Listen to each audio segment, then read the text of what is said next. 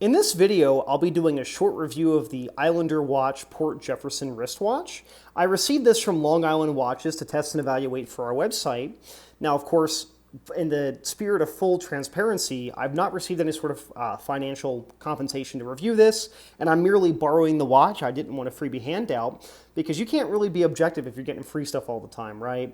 So I wanted this watch in particular because I like that it's a little bit smaller. I'm used to wearing larger wristwatches, and this here, the ISL 175, has a case size of 40 millimeters. Now, MSRP is $415, which isn't inexpensive. However, I think you get a lot of value for the money there.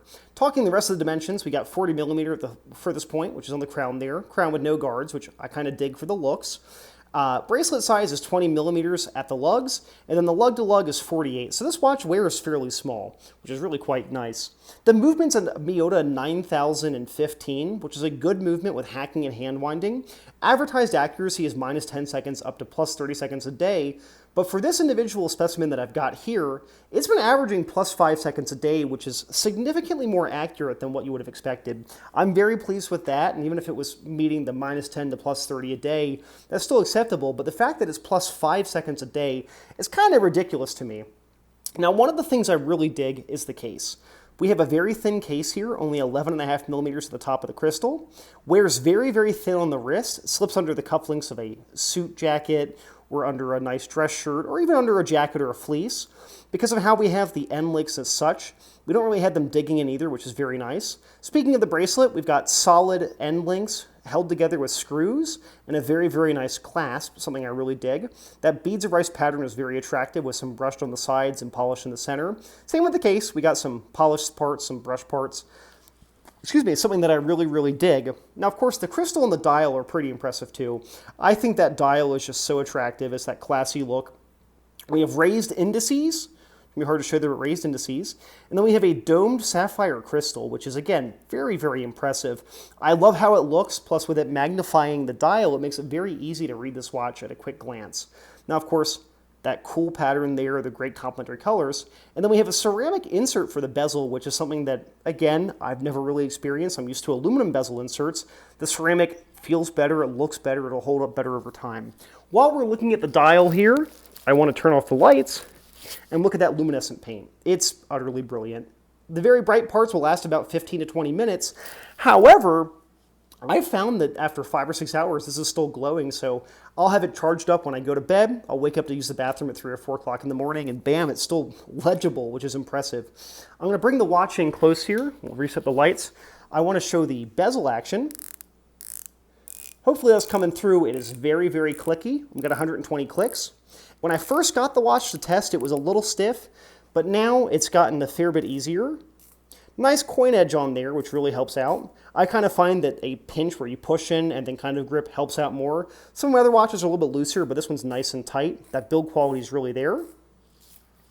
Set that there. And then looking at the case back, it'll be hard to see it through here. We have the Islander logo, where it says sapphire. We've got the water resistance, which is 150 millimeters, 150 meters, not 150 millimeters, 150 meters water resistance there with the skin diver.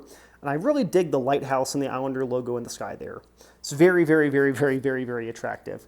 Now, I'll throw it on the wrist here. You can see how it looks. I have 7¼ inch wrists. And this watch, again, classic style, so it's a little bit smaller than the modern divers. It wears very, very well on the wrist. Come in here. And it's very, very good. It's not too big, not too small. Admittedly, I'm not really a bracelet fan, but I found that this bracelet wore super, super comfortably. I really, really dig it. This is something that I've just found myself wanting to look at throughout the day. A lot of my other watches are a little bit more utilitarian for how they are. This one I find that I just want to keep looking at.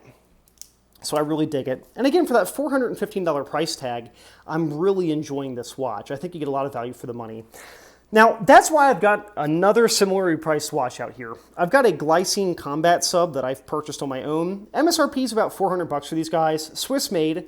However, for the same price, I think the Port Jeff has significantly better finishing from the case itself, just the general build quality. The accuracy is about the same with mine has the Sellita SW200 movement in this one.